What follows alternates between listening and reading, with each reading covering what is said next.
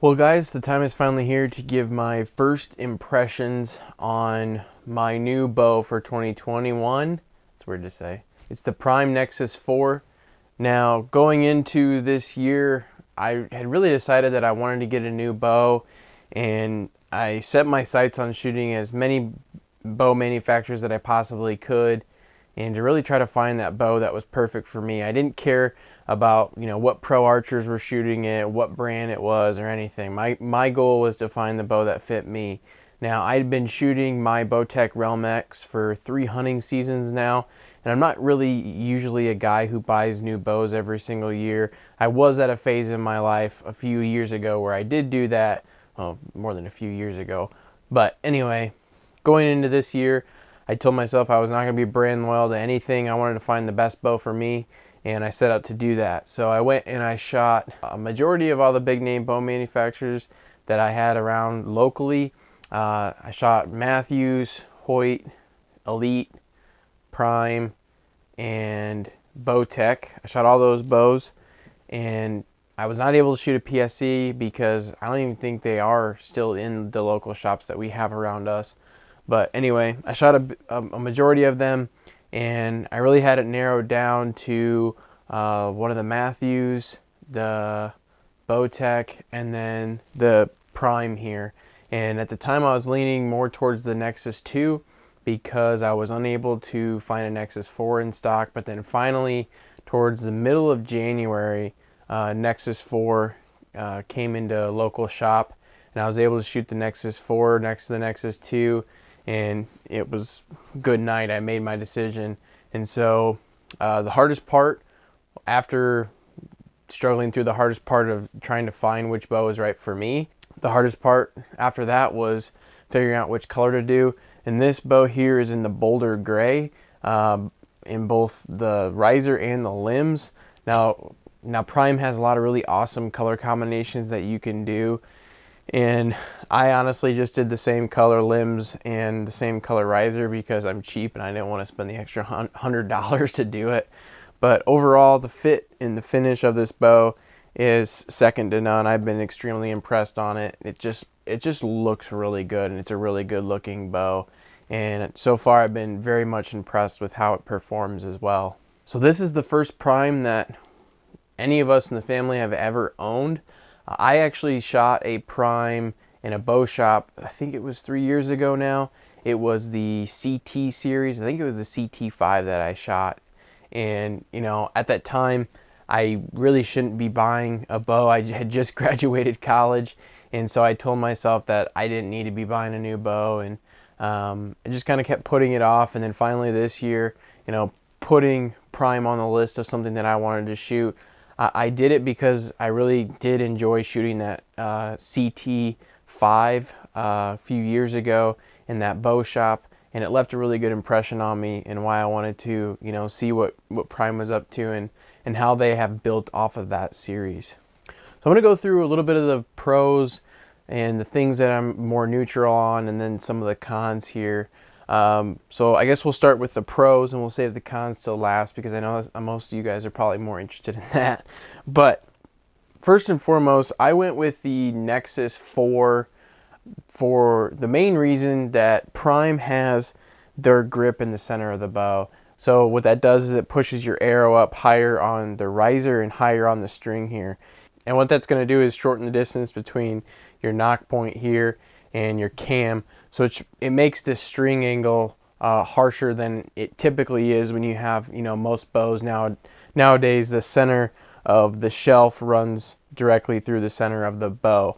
So for me, with a 30-inch draw, the Nexus 2, I had to dip my head just slightly to get that third point of contact with my nose here, which I really like to do to get a really solid anchor point.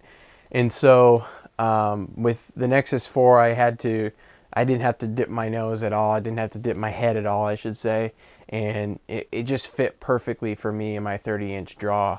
So that's why I went with the Nexus 4 over the Nexus 2. Draw-wise, compared to the two bows, I would say they're very similar. With the Nexus 4 being a longer platform, I would say I couldn't say that it drew any smoother because the Nexus 4 that I had to shoot was a 60-pound limb option, and the Nexus 2 that I got to shoot was a 70-pound. And side by side, obviously the Nexus 4 with 60-pound limbs is going to feel a lot easier.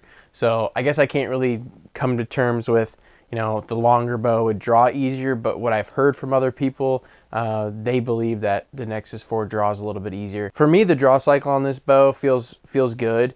I mean, there's no abnormal humps, there's no weird, extremely stiff parts about it. This bow is an 80-pound limb option, so for me to tell you that it doesn't feel harder to pull than my 70-pound bows, I'd be lying. It does feel stiffer, and that's because it's an 80-pound limb option. So it's not too terribly hard to draw. I still can draw it comfortably. It still feels extremely good to shoot.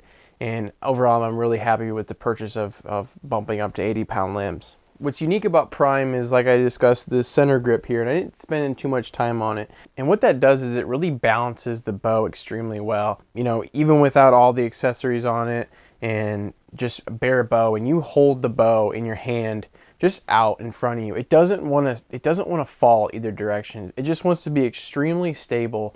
And I think that's important because nowadays we see a lot of people putting sidebars on, back bars on, just getting, in my mind, honestly, kind of crazy with all this different mounting that's done to these bows to make them balance.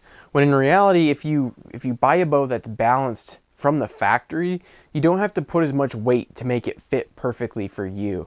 And so I was really impressed on the center grip for that reason.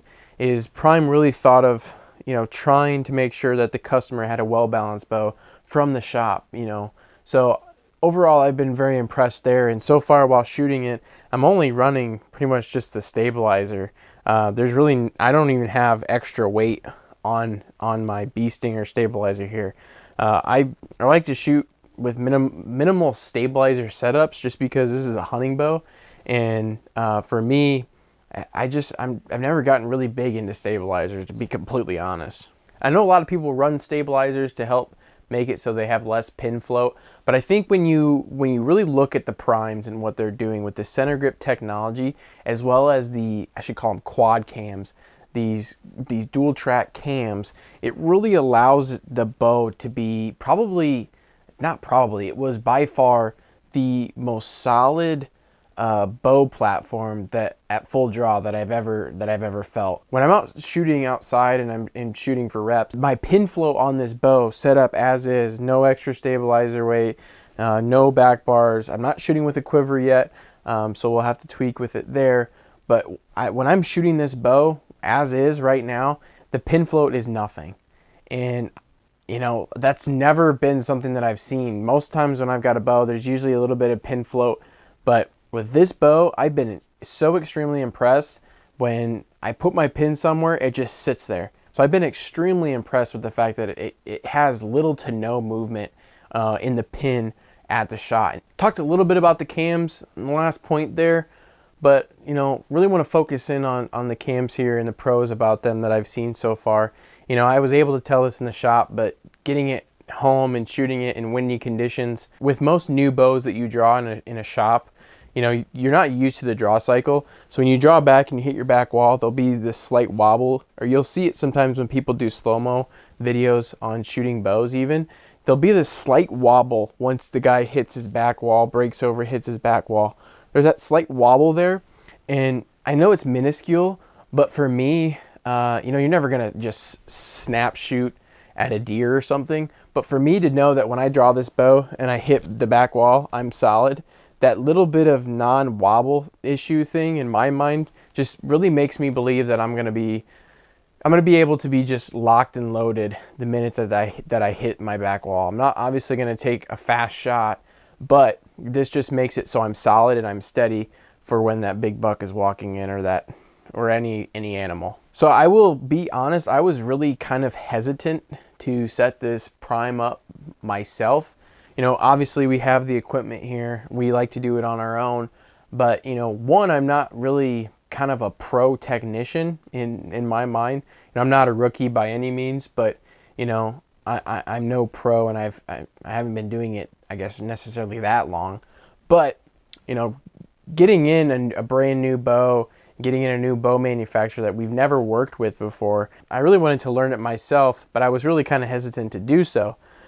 But Prime honestly made this extremely easy. From factory, they send a brass knock point that indicates where your knocking point needs to be on the string.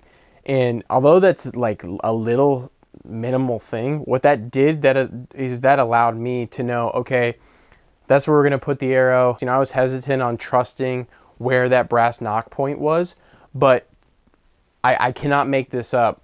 I have literally only about this far off from tuning my bow with fletching and bear shaft, so I'm just a few inches to the left, all by setting it up based on that point there and then eyeballing center shot. So I've been extremely impressed. I haven't even taken out a tape measure to try to make sure if my center shot where I was eyeballing it is correct. So far it's been extremely easy to tune. You know, some people complain about shimming and they hate having to shim it. And I'll be honest, I was kind of worried that I was gonna, you know, really have to dive into that. And you know, maybe I will eventually. Who knows?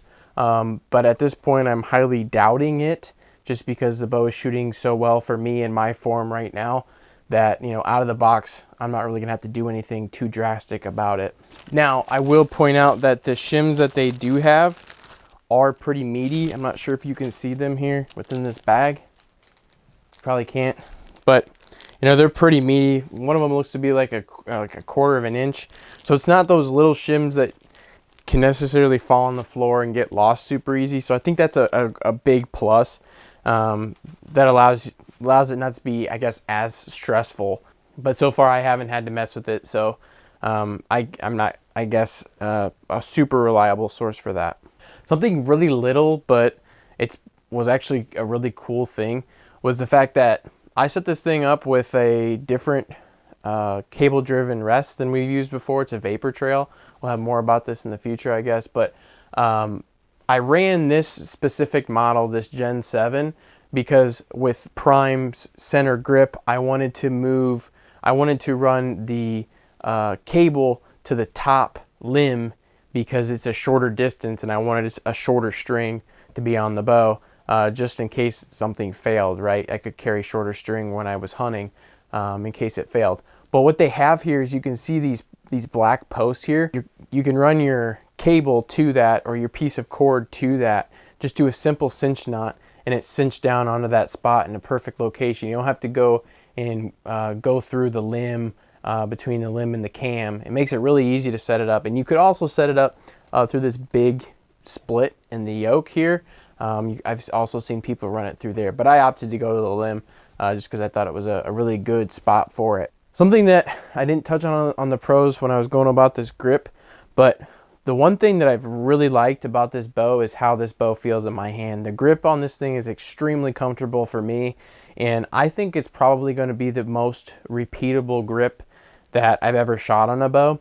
I know they market this thing as having like NASA voodoo and keeping your hand warm, and I can already see the benefits of that. I know people are going to say that's just a marketing gimmick, but let me tell you, when you're hunting into January in Iowa and you have a bow that has bare aluminum riser, your hand's going to get cold and you're going to freeze it off.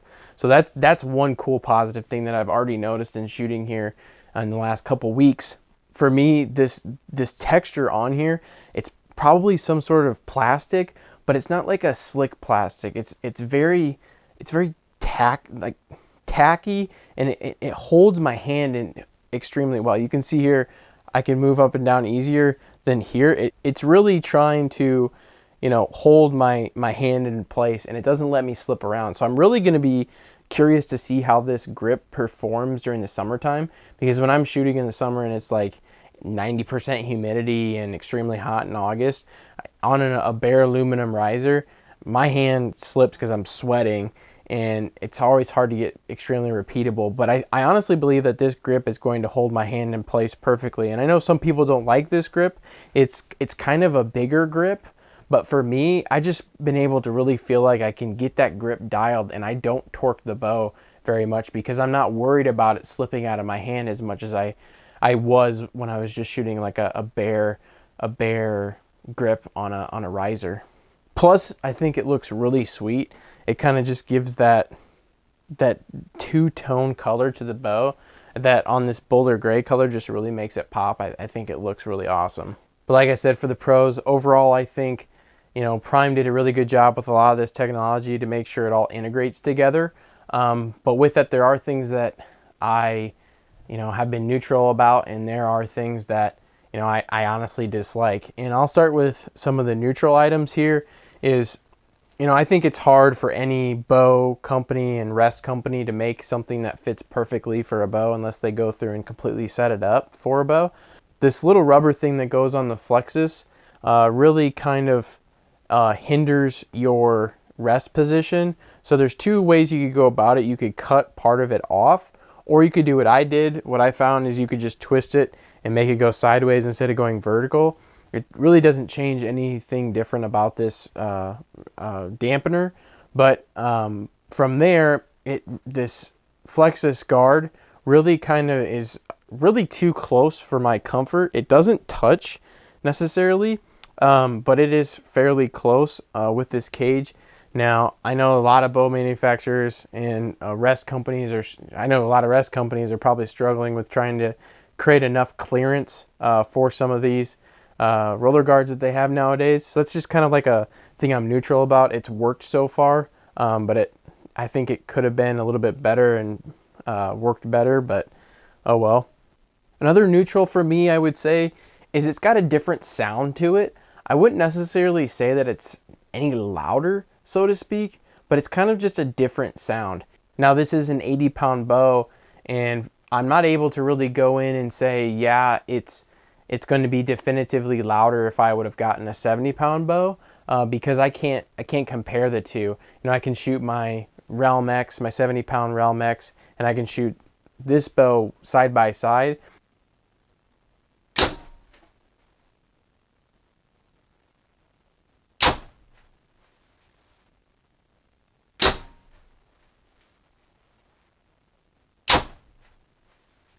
And this one does sound just slightly, I don't want to say louder, but it just has a different sound to it, which makes it seem a little bit different to my ear. And so, you know, that could be driven by the sheer fact that it is an 80-pound bow, and it is, I think it is shooting faster because I have heavier arrow set up on this bow for that 80 pounds. And so far my pin gap has remained the same. So far this bow is shooting faster, and it just, with 80 pounds, there's just more force being pushed through the bow. And it probably has something to do with there being more components on this bow, the multiple cams. So that could be something to do with it. Another neutral for me is nowadays people are really pushing this whole vibration-free bare bow, and shooting all the bows side by side. In my opinion, it's a marketing ploy. And I think it's worthless, because when you're in a bow shop and you're shooting bows side by side, it's not really telling you the full picture, because the minute you put a sight on it, a quiver on it with arrows in it, a stabilizer, most people run a bunch of stabilizers on their bow, you're not going to have any sort of vibration that you're going to really feel at the shot. And if there's a slight ting in your hand, you're going to be okay. Trust me. You'll move on and you'll be fine. So with this bow, compared to some of the other bows, there's a slight thwack of the hand. So I know some people are not going to like that, but for me, it's like, okay, yeah, the bow went off. It's an 80-pound bow. It's a pretty violent experience to shoot this bow. So it's going to have a little bit of, yep, okay. So it's not something, like I said, that's going to be a big deal, but for some people, I know that's something that they really are putting a lot of stock into. Now, going to the list of cons, it's not a long list. I would say for me, the biggest con so far has been the fact that I had to wait 9.5 weeks to get this bow. I know a lot of bow companies are struggling to get the bows out the door, but it's really hard as a consumer to, finally pick the bow that you want, and then you wait forever for it.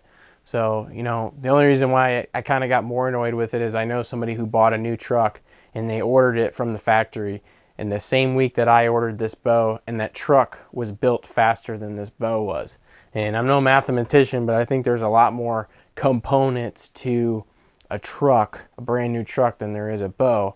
But you know, I know Prime was working hard at getting these bows out the door, and I know there's other manufacturers out there today that are taking a lot longer, so it's just kind of a case-by-case basis. The only con that I have for the actual bow is where they put the draw stops and how that system works. Now it's fairly easy to do, but the problem is, instead of it being like their module system where there's select holes within the cam, it's on a track. You're really kind of guessing on where you have them both set in the same place. And I would really much rather prefer if they would have just had, like most bow companies, they have select holes for this. And that really just kind of takes your guesswork out of it. Now for me, I was able to get it perfect without really having to stress too much about it. But I think it can be done a lot better, because that track system can make it so you're off just a tiny amount, and that can start integrating variances in the knock travel. And then you're out here trying to figure out how to get them both in the same spot. So it just can kind of make it be a pain. And I can see how it can be a pain to some people, but for me, it worked out well. It's just not ideal, and I think it could be done a lot better with the simple, easy fix. Overall, really impressed with what Prime has done so far. I'm not partnered, sponsored, anything with Prime. I think they make really cool products, but I paid full retail price just like everybody else. Go to your local pro shops, check them out if you guys can. Like I said, this is going to be an awesome bow to shoot and tweak around with for the year. I'm interested to put more arrows through it, and we'll document that whole journey and really show you guys how this thing performs this fall. So with that, I'm going to wrap up the video. Thanks for watching, and we'll see you all in the next video.